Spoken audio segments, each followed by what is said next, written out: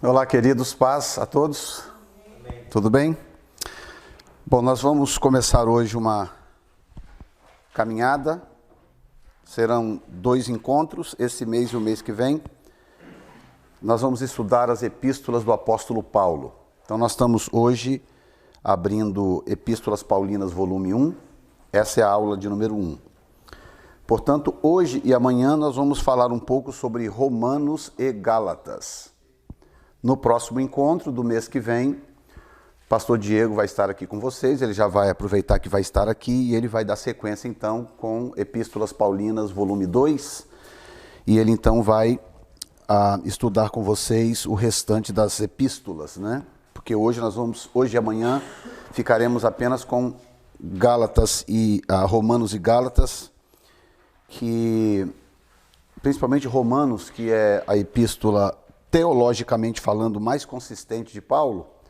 Então, na verdade, requeria até mais tempo para a gente estudar, mas a gente não tem esse tempo, infelizmente.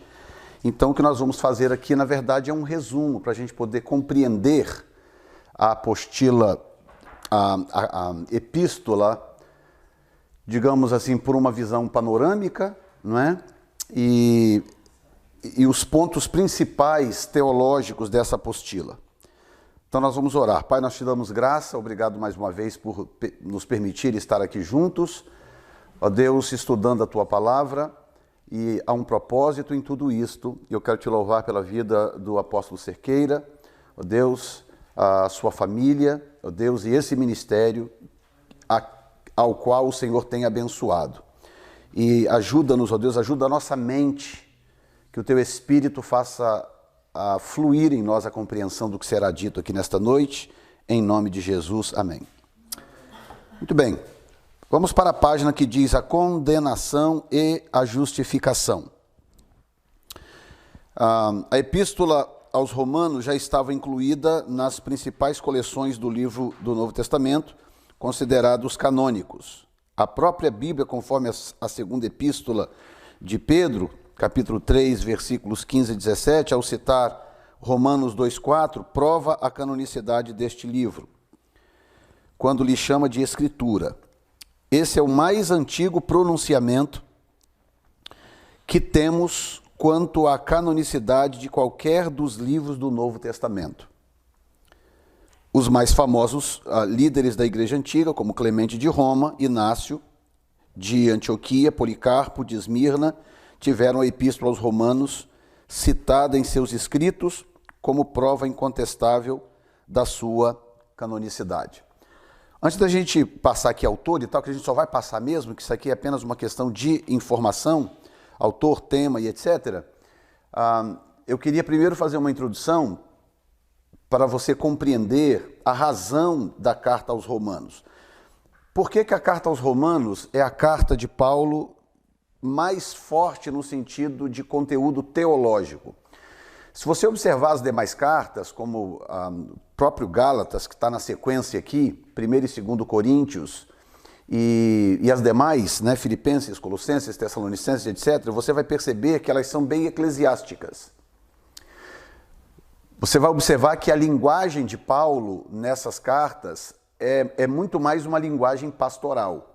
É como o apóstolo Cerqueira viajou para o Catar, foi passar férias no Catar, as férias demoraram muito, e ele resolve escrever uma carta para a igreja orientando os obreiros como agir na igreja, de acordo com as informações que ele recebeu. Então ele vai lá e escreve um e-mail ou uma carta orientando a vida diária da igreja. Então quando você lê 1 e 2 Tessalonicenses, 1 e 2 Coríntios, Gálatas, Efésios, Filipenses, Colossenses e por aí vai,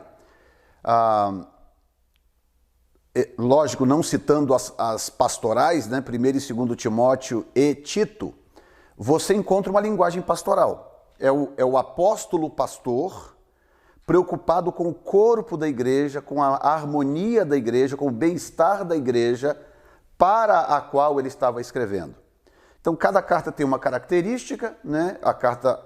As 2 cartas aos Tessalonicenses têm uma característica muito escatológica, porque era uma igreja muito madura na palavra e Paulo, por alguma razão, se sentia mais livre para falar de escatologia com aquela igreja, e coisa que ele não fez com as demais igrejas. Ele pega a igreja de Corinto, as duas cartas escritas à igreja de Corinto, você vê que são duas cartas disciplinares, muito fortes, né?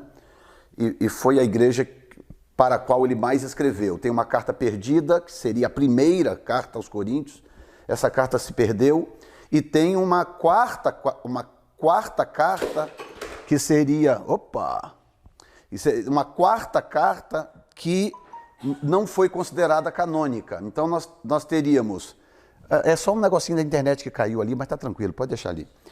Então nós temos uma carta perdida, que seria a primeira carta aos Coríntios. Aí nós temos as duas que nós temos aqui, que é 1º e 2º Coríntios, né? Mas nessa contagem seriam, na verdade, 2º e 3º. E tem uma quarta carta que não foi considerada canônica. Então era uma igreja muito problemática, era uma igreja muito difícil de lidar, e Paulo escrevia sempre com teor disciplinador, usando da sua autoridade apostólica para corrigir esta igreja. A igreja de Éfeso era uma igreja um pouco diferente, porque ela enfrentava um tipo de batalha que as outras igrejas não enfrentavam. A cidade de Éfeso era a cidade mais ocultista daquela época. Lá ficava o centro da adoração a Diana, que era um principado muito antigo, desde o Egito, que Diana é adorada, só que com outro nome, chamada Ísis do Egito. E era um principado que se estabeleceu ao longo dos anos, e Éfeso era a capital desse principado. Quando Paulo chegou e plantou a igreja em Éfeso, levantou-se uma batalha espiritual muito forte. Então o que Paulo faz? Escreve a igreja de Éfeso, orientando a igreja quanto à batalha espiritual. Estão entendendo? Então cada carta tem uma característica ou algumas características relacionadas à necessidade da igreja local, porque ele está escrevendo mesmo para uma igreja numa cidade, para um povo. Agora, a de Romanos é completamente diferente, porque Paulo não está escrevendo para uma igreja em Roma, ele está escrevendo para os santos em Roma. Então, ele tem um grande desafio nessa carta, que é estabelecer uma coerência teológica muito clara, porque aquele rebanho, né, sem endereço fixo, porque a perseguição, era o centro da perseguição ao evangelho, era Roma. Então ele está escrevendo para um grupo de cristãos que estavam vivendo a sua fé debaixo de uma batalha muito grande, de uma perseguição muito grande, que não tinha endereço fixo, e que o grupo estava teologicamente sendo desafiado, porque todo o sincretismo religioso da época eclodia onde? Em Roma. Então o que Paulo faz? Ele escreve uma carta teologicamente forte. Então você não vê Paulo dando conselhos como em Corinto. Olha, faça assim, exclui aí esse sem vergonha aí né, que cantou a esposa do pai. Olha, coisas, olha, mulheres, vocês têm que cobrir a cabeça, bababá, coisas de igreja local. Você não vê ele fazendo isso em Romanos. Em Romanos, ele tem em mente o seguinte: a igreja chegou até Roma, ali é o centro do sincretismo religioso. Se eu não der um conteúdo teológico forte para essa igreja vai se perder rapidamente ou vai se confundir com toda sorte de heresia possível que existe nessa grande cidade. Então, eu quero que você mantenha isso em mente, porque a gente vai abordar algumas coisas ao longo dessas 4 aulas, hoje e amanhã, que elas farão sentido se você tiver isso que eu acabei de te explicar em mente. Por que ele disse certas coisas aos romanos e ele não disse a mais ninguém? Tá? Por que ele fala, por exemplo, de predestinação, que acabou levando João Calvino a interpretar erroneamente isto e criar uma doutrina inteiramente a partir de algo que Paulo disse só aos romanos, ferindo um princípio da hermenêutica, que é uma doutrina não pode ser formada a partir de um texto único, ou a partir de um único argumento. Você não pode formar uma doutrina inteira a partir de um argumento, a partir de um texto, ou que seja um único contexto. Então, qual é a regra da hermenêutica que nós estudamos aqui? Para você ter uma doutrina, Jesus precisa ter dito aquilo pelo menos uma vez, ou você precisa que duas autoridades bíblicas tenham dito aquilo, cada um pelo menos uma vez. Tá? Então, mais à frente vai fazendo sentido. Então é por isso que Paulo estava abordando essa coisa dessa forma, ou por este ângulo, ao se comunicar com a igreja ou os irmãos em Roma. Então, o autor, a gente já sabe, é o apóstolo Paulo, e ela foi escrita mais ou menos em torno de 57 a 58. Já existe agora algumas inferências, algumas autoridades arqueológicas e até teológicas que dizem que essa carta pode ter sido escrita, inclusive, um pouco mais depois disso. Alguns chegam a falar em 60, 62, que já estaria próximo de 2 Timóteo, por exemplo. 2 Timóteo foi uma das últimas cartas de Paulo. Então já tem gente que diz, não, 57, 58 está cedo demais. Isso foi mais lá para 60, 61 por aí. Então, hoje, para você play safe, né, para você estar seguro, o certo seria entre 57 a 60, é mais ou menos um período provável para esta carta. O tema central de Romanos é a revelação da justiça de Deus ao homem e a aplicação desta à sua necessidade espiritual. Então, olha só, para um grupo de pessoas que vivia num lugar onde tudo era possível, tudo era aceito, desde que você fosse fiel a César.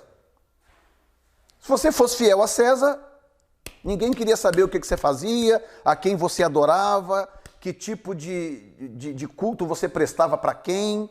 Então, o que Paulo faz? Ele traz como tema central da sua ministração a justiça de Deus ao homem e a aplicação desta à sua necessidade espiritual. Então, em Romanos, por exemplo, 1,16, nós temos um dos textos mais clássicos de Paulo. Porque não me envergonho do evangelho de Cristo, porque ele é o poder de Deus para a salvação de todo aquele que crê, primeiro do judeu e depois do grego. Virou um texto clássico, é ou não é? A gente cita isso à vontade, pregando, escrevendo aqui e acolá.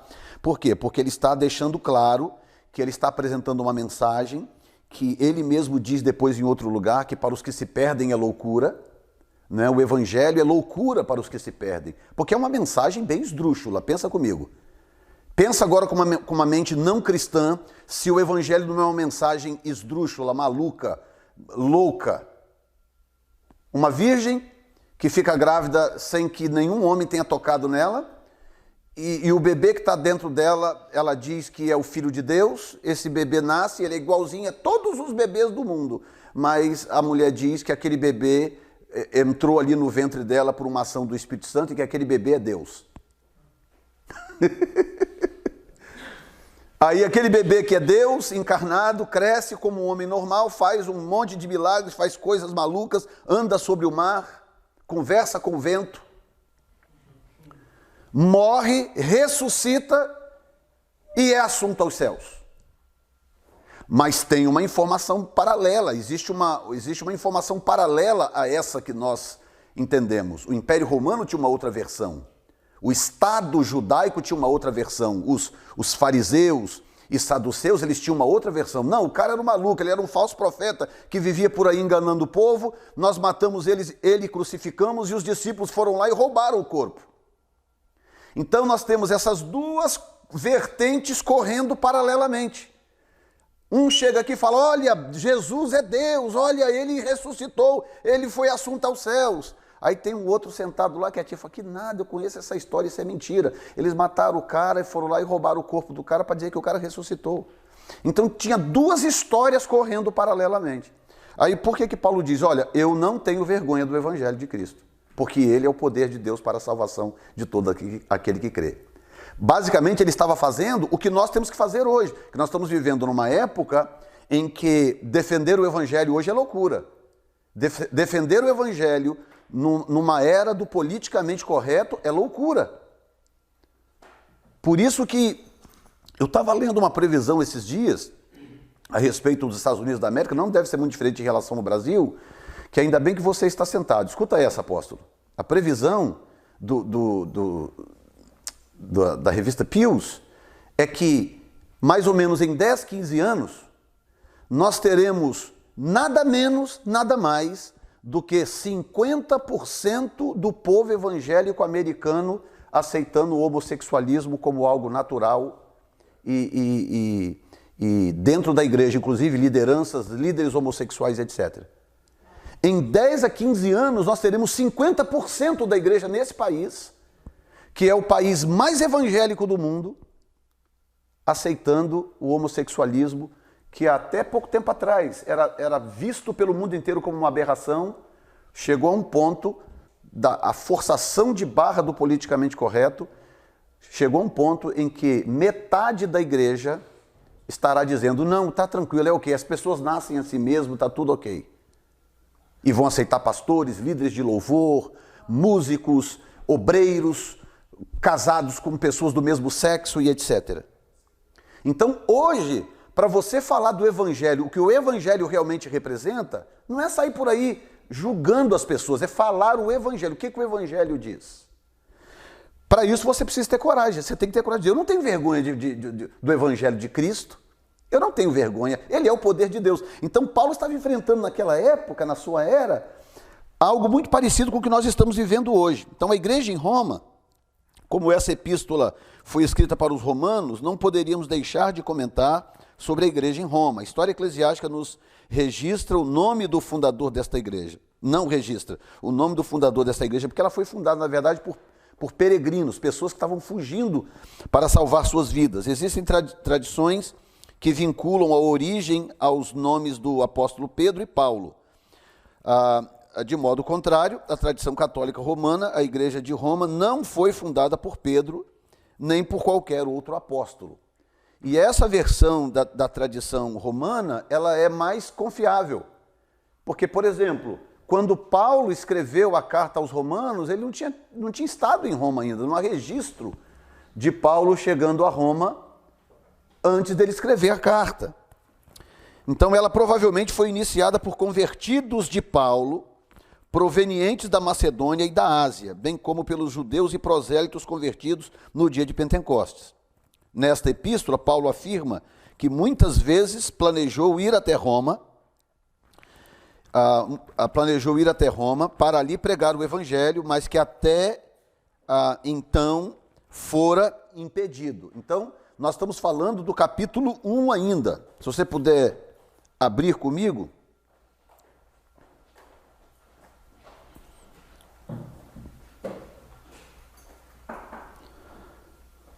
Abrir aqui rapidinho, Romanos 1:13. Romanos 1:13. Que diz assim: não quero, porém, irmãos, que ignoreis que muitas vezes propus ir ter convosco, mas até agora tenho sido impedido, para também ter entre vós algum fruto, como também entre os demais gentios. Eu sou devedor tanto a gregos como a bárbaros, tanto a sábios como a ignorantes. Então, o que ele está dando a entender aqui? Que ele ainda não tinha estado lá, que ele ainda não tinha ido até lá. Portanto, o desejo dele de ir era o fato de que ele havia produzido muito fruto entre as outras igrejas. E com esse grupo aqui ainda, ele não tinha tido a oportunidade de contribuir diretamente com esse grupo.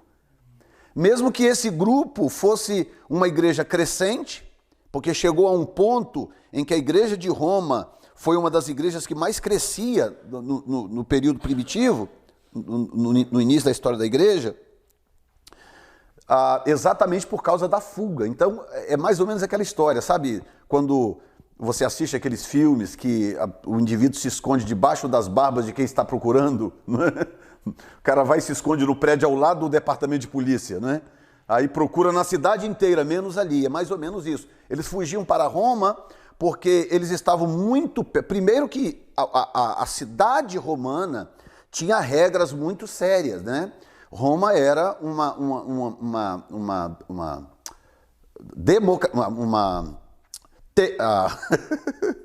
O rei, o sistema de governo do rei, como é que é? Monarquia. Okay, Roma era uma monarquia democrática, ou uma monarquia parlamentarista. Então tinha o rei, que tinha muita autoridade, mas que não podia fazer tudo sozinho. Muita coisa era discutida no Senado, né? É de Roma que vem essa ideia do Senado. Então, dentro da cidade de Roma, a autoridade do rei era um pouco menor do que nos arredores do império. Porque as regras eram tantas dentro da cidade que muita coisa tinha que passar pelo Senado. Havia a influência do povo era muito grande nas decisões do rei. Aliás, a autoridade do rei era medida pela popularidade que ele tinha diante do povo. Razão do porquê Nero pôs fogo em Roma. A popularidade de Nero era tão baixa que ele resolveu armar um circo. Obrigado. Ele resolveu armar um circo de perseguição aos cristãos, colocando fogo na cidade, botando a culpa nos cristãos, para poder combater os cristãos que tinham incendiado a cidade. A razão do porquê ele fez isso não é porque ele estava preocupado com Cristo ou preocupado com a religião. Lá todo mundo adorava o que queria. Não, ele fez isso por causa de popularidade. Ele era louco, maluco, e ele fez isso basicamente por causa de popularidade. Então, nós temos Paulo dizendo, olha, eu ainda não estive com vocês, mas eu quero aí dar algum fruto no vosso meio. E quando ele foi a Roma, na verdade, ele foi a Roma para se defender, ele foi a Roma como prisioneiro, não é? E ele não pôde, digamos assim, produzir em Roma, pessoalmente, aquilo que ele gostaria, talvez, ou que ele produziu nas outras cidades. Então, capítulo 1 ao 17 são as saudações iniciais. Ele começa dizendo, Paulo, servo de Jesus Cristo. Deixa eu voltar aqui no comecinho. Ele se identifica, ele deixa claro, né, a quem ele serve. Paulo, servo de Jesus Cristo, chamado para apóstolo, separado para o evangelho de Deus. Então, no início da carta, ele diz a quem ele serve e ele diz o que ele prega. O que ele prega? Esses dias perguntaram para um pastor muito conhecido aqui nos Estados Unidos se ele acreditava que Jesus Cristo era o único caminho para a salvação. Pastor de uma das maiores igrejas do país. E ele respondeu dessa forma, quem sou eu para dizer que esse ou aquele é o único caminho? Se a pessoa quer servir a Deus de uma outra forma, se ele encontrou um outro meio de servir a Deus, quem sou eu para julgá-lo? Quem sou eu para dizer que não? Aí o entrevistador falou assim, mas espera um pouquinho, você é pastor evangélico, né? E a igreja evangélica não ensina que Jesus é o único caminho de salvação? Aí ele falou assim, não, tem umas igrejas muito radicais e tal, e a nossa teologia não é bem assim, a gente respeita todo mundo e tal. Pastor de uma igreja com mais de 60 mil membros dos Estados Unidos da América. Tá? Aí a gente vê... Eu estava ouvindo alguém falar também há pouco tempo atrás sobre essa crescente onda de suicídio entre pastores. Né? Então nós temos dois lados da moeda. Primeiro, o lado da compaixão. Né? A compaixão por quem chega a um desvario desse. Né? As famílias que sofrem uma perda dessa natureza, as igrejas que passam por um baque dessa natureza. Então esse é o primeiro ponto. Segundo lugar, eu estava lendo, né, alguns dias atrás sobre isso, e alguém dizendo o seguinte, que há um outro lado da moeda que nem sempre é dito, porque a dor de você ter um pastor se suicidando onde quer que seja, isso é uma dor tão grande, isso depõe tanto contra nós, o povo evangélico, que a gente prefere não tocar nesse assunto e deixar isso morrer.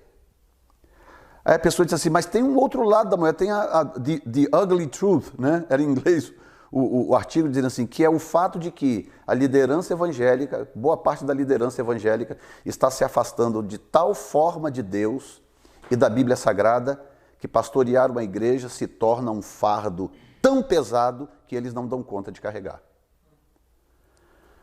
Por quê? Porque eles estão agora conduzindo um rebanho que supostamente pertence ao Senhor, que supostamente existe para se alimentar da palavra, sem nenhum relacionamento com Deus, sem nenhum contato com a palavra. E o John Kilpatrick, que é o pastor hoje da Church of His Presence no Alabama, que foi o pastor de Pensacola na época do avivamento, John Kilpatrick. Ele falou agora esses dias, coisa de 2 semanas atrás, ele dizendo, olha, quando nós estávamos em avivamento, no avivamento de Pensacola, que rompeu em 95, né, e foi até 2002, ele disse, eu fui procurado por um pastor de uma grande igreja, ele falou desse jeito, se eu citar o nome aqui, todos vocês conhecem. Ele disse, eu fui procurado por esse pastor no auge do avivamento em Pensacola, e ele foi até mim e ele disse o seguinte, ele falou, pastor, eu vim aqui porque a minha congregação, muitos irmãos da igreja lá influentes, insistiram muito para eu vir aqui, ver o que estava acontecendo e participar e receber uma oração de vocês e tal. E isso depois, terminou o culto, o pastor tinha orado por ele e procurou o pastor em secreto e disse assim, então eu vim aqui na verdade, mas eu não tinha nenhuma vontade de vir aqui, nenhum interesse, mas eu vim aqui realmente eu vi que há uma presença de Deus aqui muito diferente, eu vim aqui e vi que algo está realmente acontecendo. Aí ele falou assim, o Kilpatrick contando a experiência, diz que é um pastor de uma igreja com milhares de pessoas. E disse assim, então eu quero fazer uma confissão aqui, pastor, eu quero que você me aconselhe. Ele falou assim, tem mais de 10 anos que eu não pego na Bíblia para lê-la e tem mais de 10 anos que eu não tiro sequer 1 hora de oração. Ele falou, eu pego na Bíblia só para preparar sermões. Eu não leio a Bíblia. Vai chegando o domingo de manhã, eu sento, pego lá os dicionários, a coisa, preparo o meu sermão e prego no domingo de manhã. Mas eu não leio a Bíblia e eu não tenho uma vida de oração. Agora pensa bem numa situação dessa, gente. Que ponto que nós estamos chegando?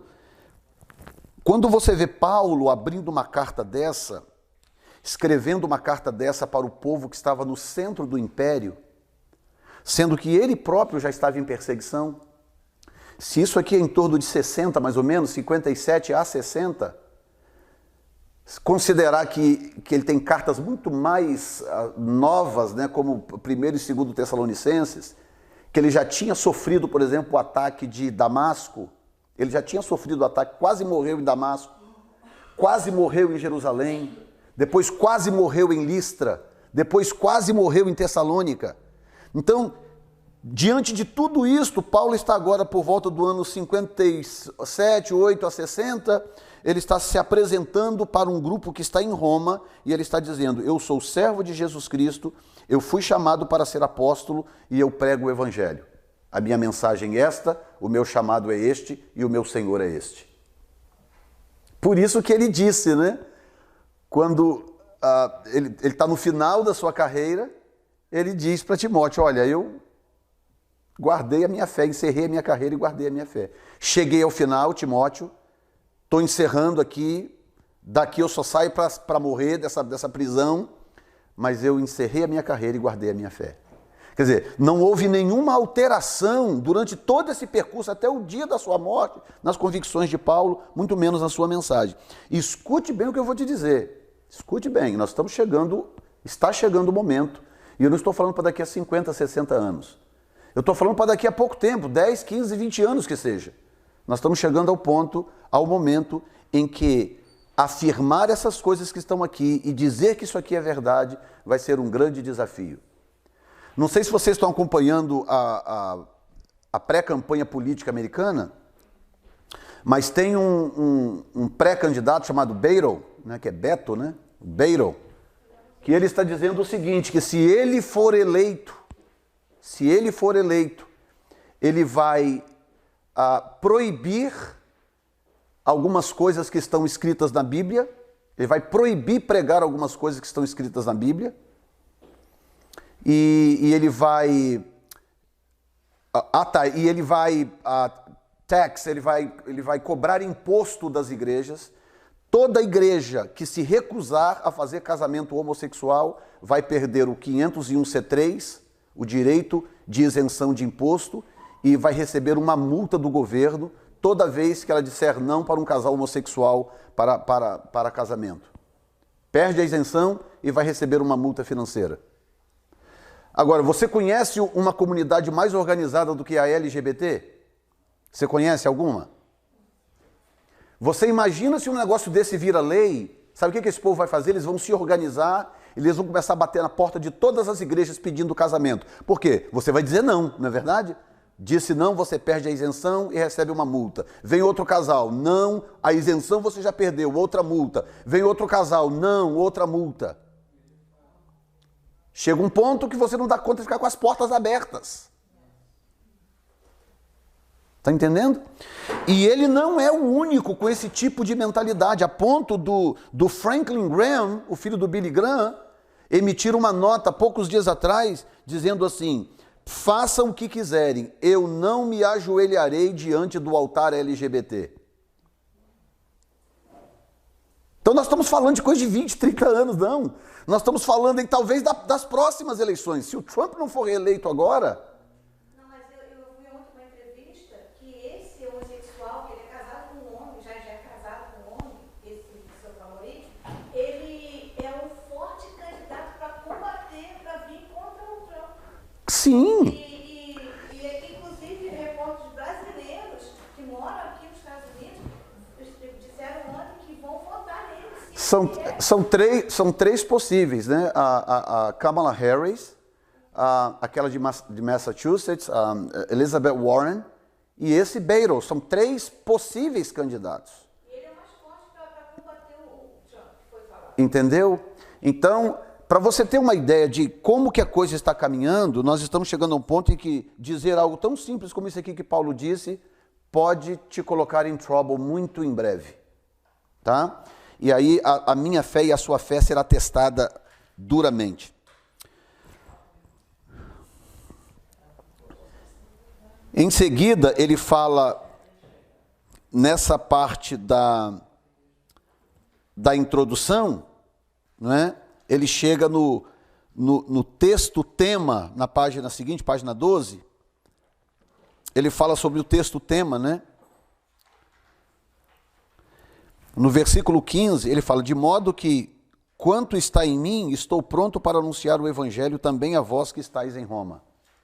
Ele está dizendo o seguinte: eu não tenho medo da perseguição, eu não tenho medo de César, eu não tenho nenhum problema de ir aí pelo fato daí ser a capital, eu estou pronto para ir aí pregar o evangelho. E quando ele foi para lá preso, em nenhum momento ele amaciou, em nenhum momento ele cedeu para poder sair da prisão, para escapar, talvez para não morrer. Porque ele já sabia, quando ele foi preso em Jerusalém, lembram disso que a gente estava falando no livro de Atos? Quando ele foi preso em Jerusalém, que ele estava a caminho de Jerusalém, ele sabia da prisão. Quando Ágabo profetizou para ele que ele ia ser preso, ele já sabia. Então ele já foi sabendo. Preso em Jerusalém, levado, fez a sua defesa diante do rei Agripa, foi parar em Roma para apresentar a sua defesa diante de César, mas ele já sabia que ele não sairia vivo dessa peregrinação, porque Deus já tinha falado para ele que o seu tempo tinha terminado. E aí no parágrafo seguinte ele diz: Paulo termina sua saudação aos romanos afirmando: porque não me envergonho do evangelho, pois é o poder de Deus para a salvação de todo aquele que crê, primeiro do judeu e também do grego. Ponto. Escuta isso. Porque no evangelho é revelada de fé em fé a justiça de Deus, como está escrito: mas o justo viverá da fé. Então, a justiça de Deus é revelada no evangelho, não é no budismo, não é no islamismo, não é no catolicismo, não é no politicamente correto, é no evangelho. Então, essa convicção, nós temos que manter isso no nosso coração a qualquer custo. Não sei se vocês viram aquela encenação que um determinado pastor fez. Ele contratou um grupo para invadir a igreja na hora do culto, como se fosse um grupo de terroristas. Tudo combinado, mas a igreja não sabia de nada. E aí ele combinou com o grupo para invadir a igreja como se fosse um grupo de terroristas e matar todo mundo que fosse fiel a Jesus. E aí o culto está lá andando, de repente entra aquele grupo lá, sei lá, 6, 7, 10 pessoas armadas. Tá, aquela gritaria e tal, ninguém sai. Aí arma na mão, diz assim: só vai morrer aqui quem realmente disser que for fiel a esse tal de Jesus. Quem aqui é fiel a esse tal de Jesus? Quantos que você acha que levantou a mão? Nenhum. Nenhum. O pastor estava combinado, né? O pastor estava combinado. O pastor ficou quietinho lá. E aí, quem não for fanático com esse tal de Jesus aí vai sair vivo. Mas quem for vai morrer hoje aqui. Quem aqui é fanático por esse tal de Jesus? Ninguém. Se o pastor tivesse levantado a mão, como é que o povo tinha levantado? Pode ser. Você deu o pastor do saber. Ele não passou, ninguém morreu, também. Então, por que eu estou falando isso? Para a gente entender, irmãos, o valor da fidelidade desses homens. Que a gente falando essas coisas com a gente aqui, desse lugarzinho gostosinho, tá tranquilo, sentadinho na cadeira de almofada, todo mundo legalzinho, né? Câmera ali de $2.000, não sei o que lá, tá tudo maravilhoso aqui, falar de fidelidade, que Deus é isso, eu sou fiel. Outra coisa é a história dos cristãos da Revolução Cubana, né? Prenderam um grupo de cristãos e lá eles fuzilavam, né? Você sabe da história, Che Guevara com Fidel Castro, né? E aí prenderam uma família. O nome dele era... depois eu vou pegar o nome dele. Prenderam essa família, o marido, uma filhinha, um filho e a esposa. Prenderam. E aí disse, olha, se vocês não negarem Jesus e não assumirem a sua fidelidade ao governo, nós vamos fuzilar vocês.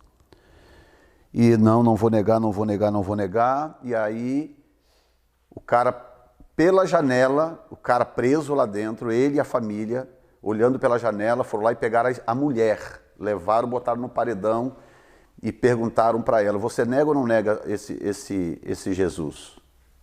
E aí ele, pela janelinha lá de grade, virou para ela e falou assim, meu amor, aguenta firme que daqui a pouco estaremos com o nosso Senhor. Aguenta firme. E aí ele começava a cantar, estou seguindo a Jesucristo, deste caminho eu não desisto. Estou seguindo a Jesucristo, atrás não vuelvo mais. E aí ela cantava de lá e metralharam a mulher. Fizeram o mesmo com a menina, fizeram o mesmo com o menino, com ele assistindo pela janela. Até que trouxeram ele, colocaram ele no paredão e perguntaram, é a sua última chance, nega ou não nega? E ele começou a cantar, estou seguindo a Jesucristo, deste caminho eu não desisto. E aí mataram ele, mataram a família inteira desta forma. Isso não é uma história, isso é um registro. Você pode pesquisar aí que você vai encontrar, isso é um registro da Revolução Cubana. Entende? Então, o que Paulo está dizendo aqui, o que ele está afirmando, né? Como está, porque no Evangelho é revelada de fé em fé a justiça de Deus, como está escrito, o justo viverá da fé. Amém? A condenação, o homem precisa da justiça de Deus. Então, do versículo 18 até o capítulo 3, versículo 20, Paulo expõe a podridão do homem, que também é outro problema. Hoje você não pode dizer que ninguém está errado, hoje você não pode... Tem até uma foto aí que eu postei esses dias no meu Instagram, que eu achei na rede, achei muito curiosa, né? Dizendo, como é que seria hoje a multiplicação dos pães? Aí Jesus, assim, na fotinha, partindo o pão, né? E a multidão, aí um gritava, eu sou vegano, o pão e o peixe, né? Eu sou vegano, não como peixe. Aí o outro, esse pão é gluten free?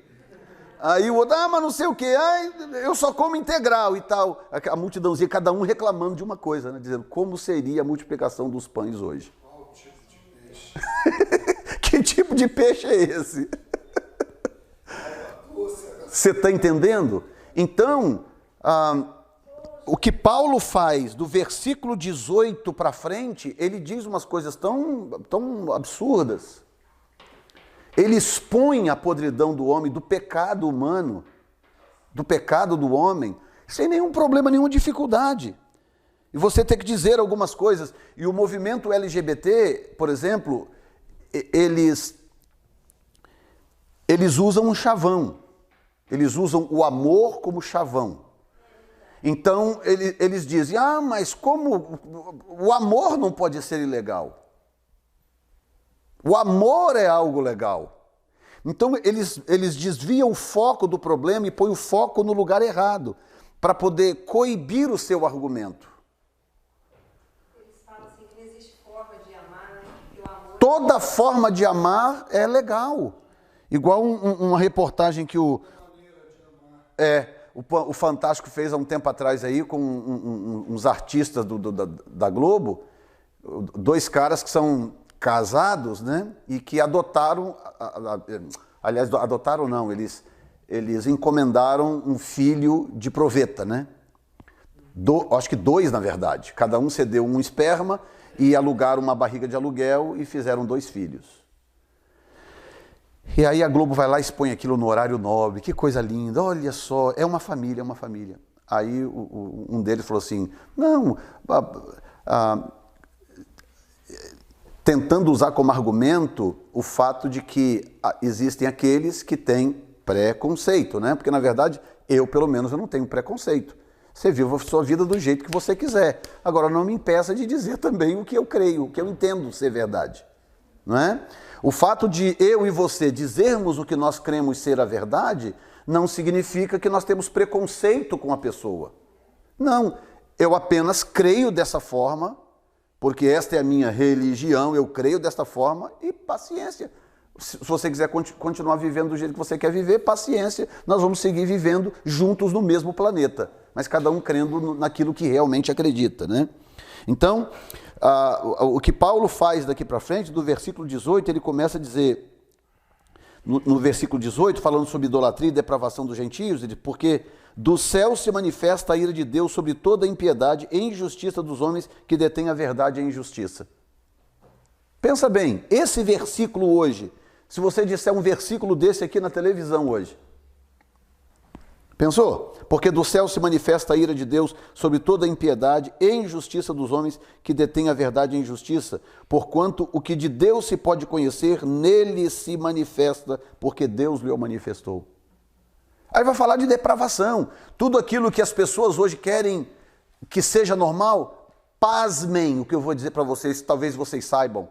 Existe um grupo no Congresso que quer legalizar a pedofilia. No Congresso brasileiro. Tem um grupo lá que está tentando fazer um projeto de lei para legalizar a pedofilia. Prender aí um dos caras considerado um dos maiores pedófilos do Brasil, e ele falou claramente diante do delegado, não, se uma criança tem idade para falar, ela já tem idade para fazer sexo. Agora, pensa que há 20 anos atrás, as pessoas viviam isso de forma enrustida, escondida nas negritudes da vida. Entendeu? Nas cavernas da vida. Hoje eles aparecem com a cara limpa e querem regularizar isto. Está entendendo como é que a coisa se expande? Na verdade,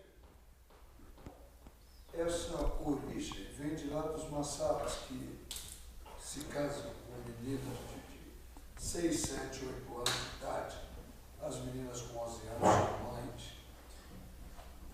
Entende? Uhum.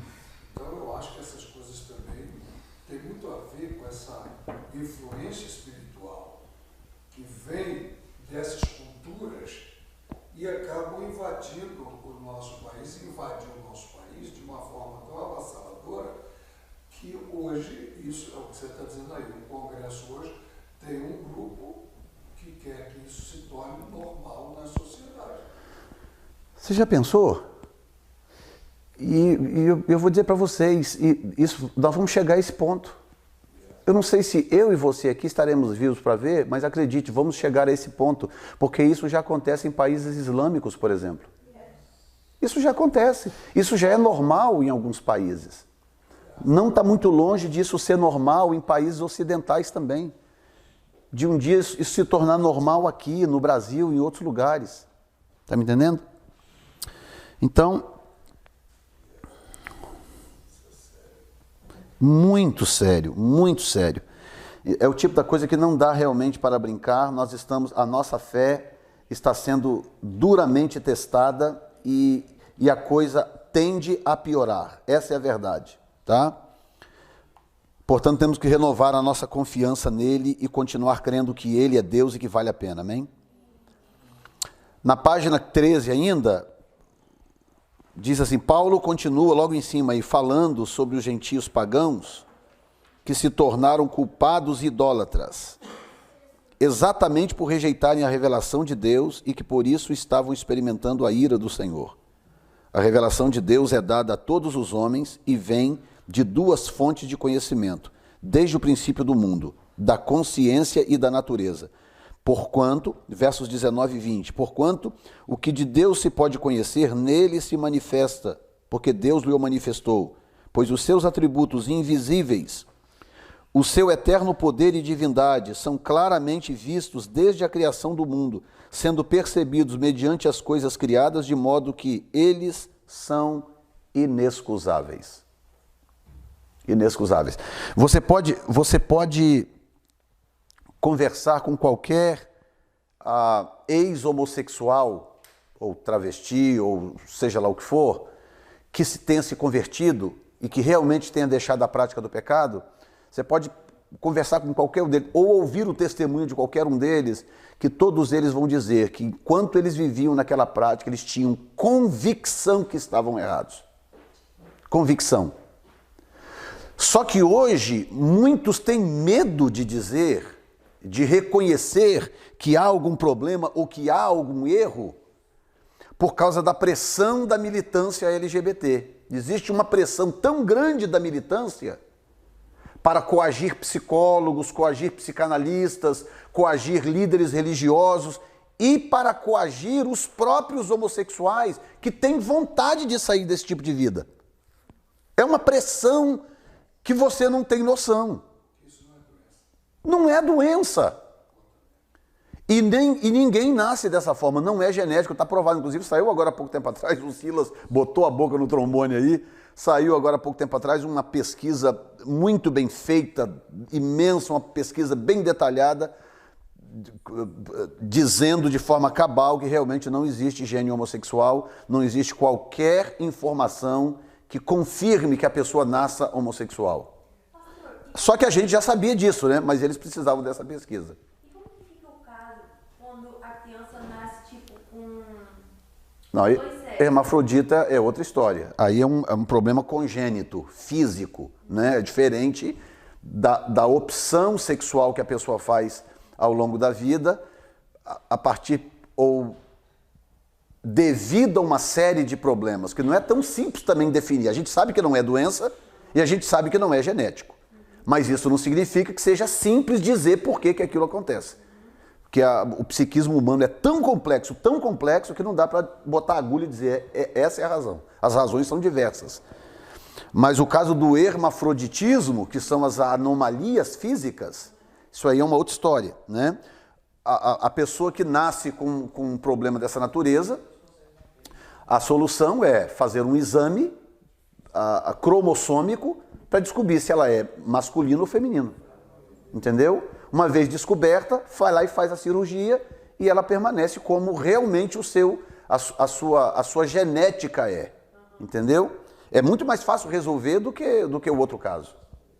Entendeu? Pastor, isso seria uma maldição, então? Porque tem criança assim que já com 8 anos já dá para ver assim, a diferença, né?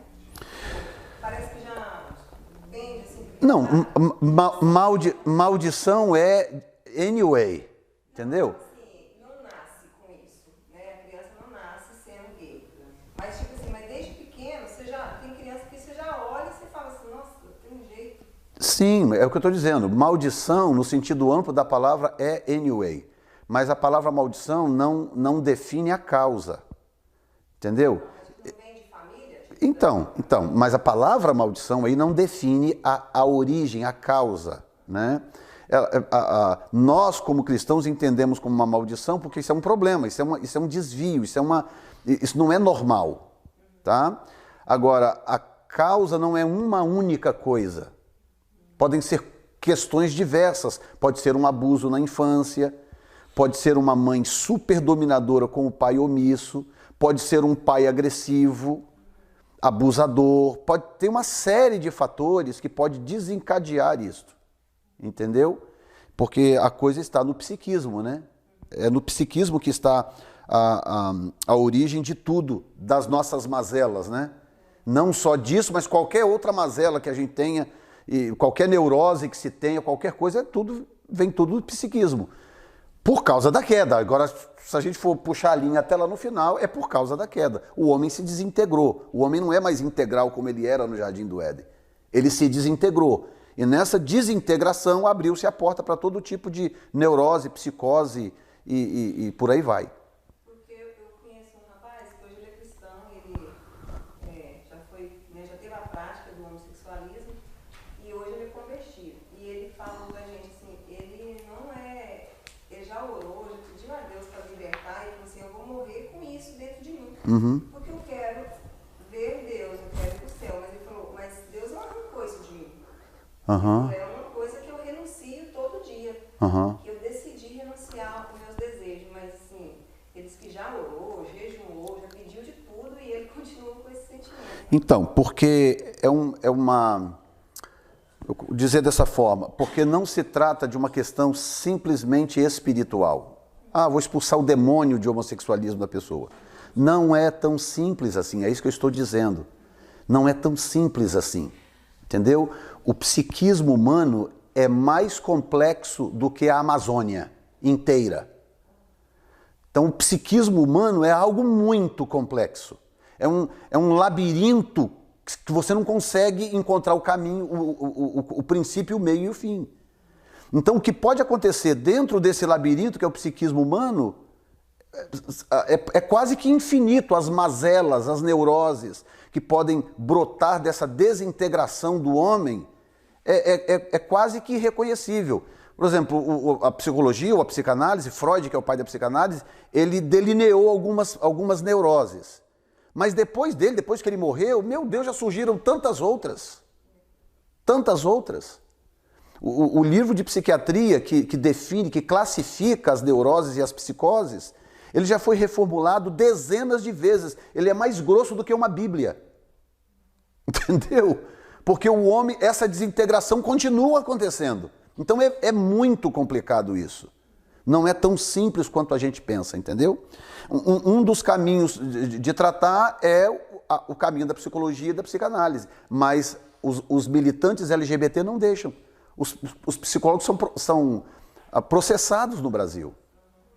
Quando eles começaram com aquela história de cura gay, cura gay, cura gay, que foi um movimento criado no Brasil de propósito para inibir os psicólogos, os psiquiatras e psicanalistas de ajudar as pessoas que querem sair. Porque o problema não é quem está lá dentro e quer ficar. Não, eu estou aqui, quero ficar, ninguém se mete na minha vida. Ok, meu filho, vai curtir a sua vida do jeito que você achar melhor e depois responda com Deus. Agora, se eu sou um profissional da área, um pastor, um psicanalista, um psicólogo, um psiquiatra, whatever, um conselheiro, seja lá o que for, com uma formação de alguma forma, e alguém vem a mim e diz assim, eu sou homossexual, mas eu sei que está errado e não quero ser assim. Você me ajuda? Há caminhos para ajudar aquela pessoa. Mas o movimento LGBT não permite. Para você fazer isso, ou você faz em silêncio, ou então você vai responder a processos, você corre o risco de perder a sua licença e por aí vai. Porque não existe um grupo social mais organizado do que eles. Se nós da igreja fôssemos organizados igual esse povo, meu filho, a gente já tinha feito uma arruaça aí pelas cidades afora. Entendeu? É o movimento social mais organizado que eu particularmente conheço. Mexe com um, mexeu com todos. Tá? E eles infernizam a sua vida. Vocês lembram na época com o Marco Feliciano, que fazia um trabalho legítimo, né? Ele trabalhava em prol, ele não estava nem perseguindo o homossexualismo. Ele estava, na verdade, trabalhando para impedir a militância homossexual nas escolas. Eles infernizaram a vida dele. Ele não tinha paz no avião, nos aeroportos, ele não tinha paz na igreja, eles entravam dentro da igreja como se fossem visitantes, quando começava o culto, começavam a se beijar, homem com homem, mulher com mulher. Aí vai botar para fora, vai pedir para sair, não sai. Vai botar para fora a força, a televisão pega exatamente o momento que você está botando para fora. Eles filmam o que querem e mostram o que eles bem entendem. Então, é bem mais complicado do que a gente pensa, entendeu? Não é tão simples assim. Mas o que nós estamos vendo aqui é que nada nos impede, ou ninguém pode tirar de nós o direito de dizer a verdade. Há uma depravação? A depravação existe. Qual é a solução para essa depravação? O Evangelho de Jesus Cristo. Entendeu? Então, o que a igreja não pode perder, a carta aos Romanos, ela nos traz esse tipo de alento, não é? A epístola, ela nos fortalece nesse aspecto de que tudo que está no Evangelho é para ser dito. Eu posso dizer com amor, eu não preciso dizer em tom de julgamento, eu posso dizer com amor, mas dizer. Entendeu? A resposta está no Evangelho, o estado do homem é de depravação e de idolatria, e ponto final. Já vou parar aqui para o lanche, só avançar aqui. Embora Paulo descreve nos versículos 21 a 28, o segundo parágrafo de cima para baixo, página 13, deste mesmo capítulo, a depravação cada vez pior entre os gentios. Esses mesmos versículos apontam os princípios, porque um dos pecados principais dos líderes cristãos que caem é a imoralidade. Eu estava conversando esses dias acho que com o pastor Josué, se eu não me engano, falando o seguinte, que lá no começo, as pessoas viviam há 900 anos. Né? Adão viveu 930 anos, Matusalém viveu 960 anos. Você já imaginou hoje, com toda essa desintegração psíquica do homem, se ainda vivêssemos 900 anos?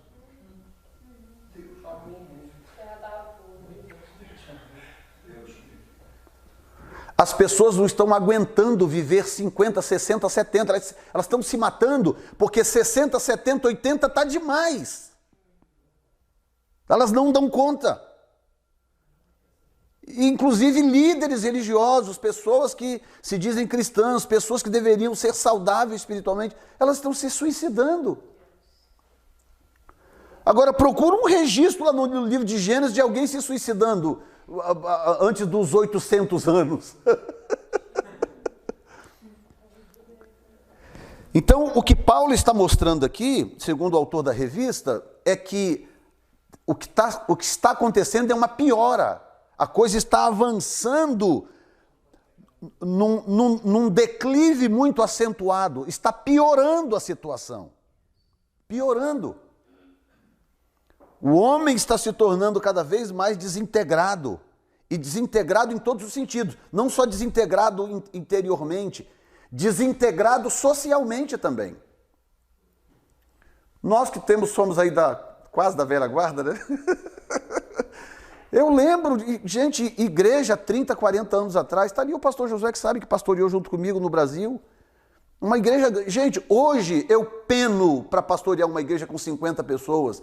Há 30 anos atrás eu pastoreava uma igreja com quase 1000 pessoas com os pés nas costas. É ou não é, pastor Josué? Pastoreava uma igreja grande, tranquilo, com as dificuldades e tudo, mas hoje eu olho para pastorear 50 pessoas, 60 pessoas, é muito mais difícil. Porque as pessoas estão muito mais desintegradas, socialmente falando. Para você gerar hoje um ambiente coeso na igreja, dentro da comunidade cristã, coeso hoje, dá muito mais trabalho do que há 20, 30 anos atrás. Entendeu? E eu não estou nem falando, quer dizer, eu citei lá os 900 anos, 800, que dá de 5, 6 mil anos atrás, não precisa ir tão longe assim não. Então, o que eu quero dizer é o seguinte, quando a Bíblia diz que Deus reduziu a expectativa de vida do homem para 80, o que passar disso é enfado e canseira, ele fez isso por amor a nós. Por amor a nós. Você daria conta de viver o ritmo de vida que você vive hoje, 350 anos? Muito menos 500, né? Muito menos 900, é ou não é? Agora, naquela época eles davam conta por quê? Porque a desestabilidade, a desintegralidade da mente, do psiquismo humano, não tinha chegado a esses níveis alarmantes que a gente vê hoje. Onde as pessoas perderam completamente a referência de tudo. Esses dias eu estava vendo um artigo, aliás, eu lendo para minha esposa em casa um artigo em inglês. O cara, escuta essa, o cara descobriu que era mulher, Não, eu sou mulher, eu sou mulher, eu sou mulher, começou a se vestir como mulher e tal, papapá, aquela coisa e tal. Inclusive entrou para os jogos, competir com os Jogos Olímpicos da cidade, não Jogos Olímpicos Internacional, Jogos do seu estado, da sua cidade, ganhou várias medalhas porque ele competia com as mulheres, porque ele era mulher. Então ele competia entre mulheres, claro, se dava bem, porque o cara tinha cromossomo masculino, né? E aí, eu sou mulher, foi. Anos depois que o cara tinha decidido ser mulher, fez operação de sexo, mudou de sexo e tudo e tal, e resolveu ser lésbica.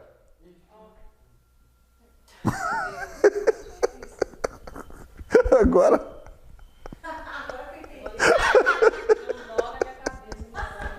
Começou a gostar de mulher.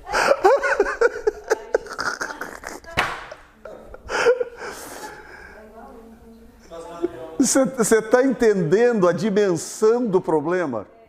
Dimensão do problema? Entendeu? É isso! Chegamos a esse ponto. Então a coisa é bem mais grave do que parece. Bom, a pausa ali para o cafezinho, que eu não quero que esfrie. Já são 9h16. Então corre ali, toma um cafezinho e a gente continua logo em seguida.